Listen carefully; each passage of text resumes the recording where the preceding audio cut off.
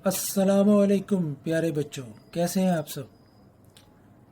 आज हम जो नज़्म पढ़ेंगे उसका उन्वान है तितली। तितली जो बहुत प्यारी खूबसूरत रंगों से सजी होती है और हम सबको पसंद होती है। नज़्म शुरू करते हैं।